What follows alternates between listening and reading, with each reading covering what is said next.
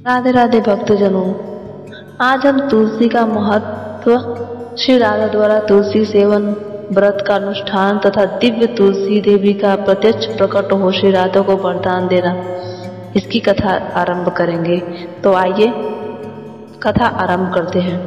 श्री नारद जी कहते हैं, हे राजन, श्री राधा की बात सुनकर समस्त सखियों में श्रेष्ठ चंद्रानना ने अपने हृदय में एक क्षण तक कुछ विचार किया और फिर इस प्रकार उत्तर दिया। चंद्रानना बोली, हे राधे, परम सौभाग्यदायक, महान पुण्यजनक तथा श्री कृष्ण की भी प्राप्ति के लिए वरदायक व्रत है तुलसी की सेवा। मेरी राय में तुलसी सेवन का ही नियम तुम्हें लेना चाहिए, क्योंकि तुलसी का यदि स्पर्श अथवा ध्यान, नाम कीर्तन, स्तवन, आरोपण, सेचन और तुलसी दल से ही नित्य पूजन किया जाए तो वह महान पुण्यप्रद होता है। हे शुभे, जो प्रतिदिन तुलसी को की 9 प्रकार से भक्ति करते हैं, वे कोटि सहस्त्र युगों तक अपने उस सुकृति का उत्तम फल भोगते हैं। मनुष्यों की लगाई हुई तुलसी जब तक शाखा प्रशाखा, बीज, पुष्प और सुंदर दलों के साथ पृथ्वी पर बढ़ती रहती है, तब तक उनके वंश में जो जो जन्म लेते हैं, वे सब उन आरोपण करने वाले मनुष्यों के साथ 2000 कल्पों तक श्री हरि के धाम में निवास करते हैं। हे राधिके, संपूर्ण पत्रों और पुष्पों को भगवान के चरणों में चढ़ाने से जो फल मिलता है, वह सदा एकमात्र तुलसी दल के अर्पण से प्राप्त हो जाता है। जो मनुष्य तुलसी दलों से श्री हरि की पूजा करते हैं, वह जल में पद्म पत्र की भांति पाप से कभी लिप्त नहीं होता। 100 बार स्वर्ण तथा 400 बार रजत के दान का जो फल है, वही तुलसी वन के पालन से मनुष्य को प्राप्त हो जाता है। हे राधे, जिसके घर में तुलसी का वन या बगीचा होता है, उसका वह घर तीर्थ रूप है। वहाँ यमराज के दूत कभी नहीं जाते।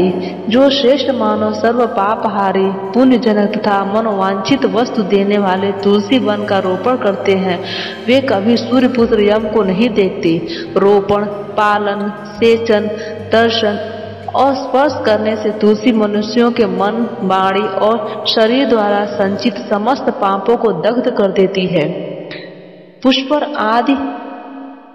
आदि तीर्थ, गंगा आदि नदियां तथा वासुदेव आदि देवता तुलसी दल में सदा निवास करते हैं। जो तुलसी की मंजरी सिर पर रखकर प्राण त्याग करता है, वह सैकड़ों पापों से युक्त क्यों न हो, यमराज उसकी ओर देख भी नहीं सकते। जो मनुष्य तुलसी काष्ठ का घिसा हुआ चंदन लगाता है, उसके शरीर को यहाँ क्रियामाण पाप भी नहीं छूता। हे शुभे, जहाँ जहाँ तुलसी वन की छाया हो, वहाँ वहाँ पितरों का श्राद्ध करना चाहिए। वहाँ दिया हुआ श्राद्ध संबंधी दान अच्छे होता है। हे सखी, आदिदेव चतुर्भुज ब्रह्मा जी की शांग धोनवा श्री हरि के महात्म्य की भांति तुलसी के महात्म्य को भी कहने में समर्थ नहीं है। अतः गोप नंदिनी, तुम भी प्रतिदिन तुलसी का सेवन करो, जिससे श्री कृष्ण सदा ही तुम्हारे वश में रहे। श्री नारद जी कहते हैं, हे नरेश्वर, इस प्रकार चंद्रनाना की कही हुई बात सुनकर राजेश्वर श्री राधा ने साक्षात श्री हरि को संतुष्ट करने वाले तुलसी सेवन का व्रत आरंभ किया। केतकी वन में 100 हाथ गोलाकार भूमि पर बहुत ऊंचा और अत्यंत मनोहर श्री तुलसी का मंदिर बनवाया, जिसकी दीवार सोने से जड़ी थी और किनारे किनारे पद्मराग मणि लगी थी। वह सुंदर मंदिर पन्ने, हीरे और मोतियों के परकोटे से अत्यंत सुशोभित था तथा उनके चारों ओर परिक्रमा के लिए गली बनाई गई थी, जिसकी भूमि चिंतामणि से मंडित थी। बहुत ऊंचा तोरण, मुख्य द्वार का गोपुर उस मंदिर की शोभा बढ़ाता था। वहाँ सुवर्णमय ध्वज दंड से युक्त पताका फहरा रही थी। चारों ओर तने हुए सुनहले वितानों चंदोवों के कारण वह तुलसी मंदिर बैजंती पताका से युक्त इंद्र भवन सा दिव्यमान था। ऐसे तुलसी मंदिर के मध्य भाग में हरे पन्नों से सुशोभित तुलसी की स्थापना करके श्री राधा ने अभिजीत मुहूर्त में उनकी सेवा आरंभ की। श्री गर्ग जी को बुलाकर उनकी बताई हुई विधि से सती श्री राधा ने बड़े भक्ति भाव से श्री कृष्ण को संतुष्ट करने के लिए अश्विन शुक्ल पूर्णिमा से लेकर चैत्र शुक्ल पूर्णिमा तक तुलसी सेवन व्रत अनुष्ठान किया। व्रत आरंभ करके उन्होंने प्रतिमास पृथक पृथक रस से तुलसी को सेंचा। कार्तिक में दूध से, मार्गशीर्ष में ईख के रस से, पौष में दक्षार रस से, माघ में 12 मासी आम के रस से, फागुन मास अनेक वस्तुओं से मिश्रित के रस से और चैत्र मास में पंचामृत से उनका सेवन किया। हे नरेश्वर, इस प्रकार व्रत पूरा करके वृषभानुनंदिनी श्री राधा ने गर्ग जी की बताई हुई विधि से वैशाख कृष्ण प्रतिपदा के दिन उद्यापन का उत्सव किया। उन्होंने 2 लाख ब्राह्मणों को 56 भोगों से तृप्त करके वस्त्र और आभूषणों के साथ दक्षिणा दी। विदेहराज मोटे मोटे दिव्य मोतियों का 1 लाख भार और सुवर्ण का 1 कोटि भार श्री गर्गाचार्य जी को दिया। उस समय आकाश में देवताओं की दुदुम्बियां बजने लगी, अप्सराओं का नृत्य होने लगा और देवता लोग उस तुलसी मंदिर के ऊपर दिव्य पुष्पों की वर्षा करने लगे। उसी समय सुवर्णमय सिंहासन में विराजमान हरिप्रिया तुलसी देवी प्रकट हुई। उनके 4 भुजाएं थी, कमल दल के समान विशाल नेत्र थे, 16 वर्ष की सी अवस्था एवं श्याम कांति थी। मस्तक पर हेममय किरीट प्रकाशित था और कानों में कंचनमय कुंडल झलमला रहे थे।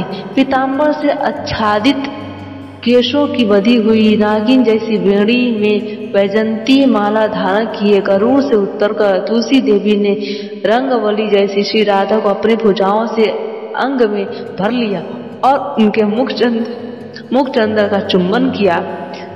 श्री तुलसी जी बोली, कलावती कुमारी राधे, मैं तुम्हारे भक्ति भाव से वशीभूत हो निरंतर प्रसन्न हूँ। हे भामिनी, तुमने केवल लोक संग्रह की भावना से इस सर्वतोमुखी व्रत का अनुष्ठान किया है। वास्तव में तो तुम पूर्ण काम हो।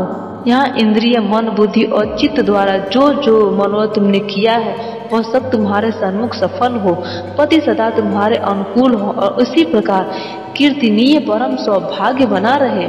श्री नारद जी कहते हैं, हे राजन, जो कहती हुई हरिप्रिया तुलसी को प्रणाम करके वृषभानुनंदिनी राधा ने उनसे कहा, हे देवी, गोविंद के युगल चरणाबिंदुओं में मेरी अहेतु की भक्ति बनी रहे।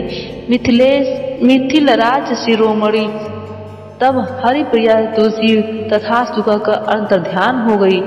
तब से वृषभानुनंदिनी राधा अपने नगर में प्रसन्नचित रहने लगी। हे राजन, इस पृथ्वी पर जो मनुष्य भक्ति प्राण हो श्री राधा की इस चरित्र उपाख्यान को सुनता है वह मन ही मन त्रिवर्ग सुख का अनुभव करके अंत में भगवान को पाकर कृत हो जाता है।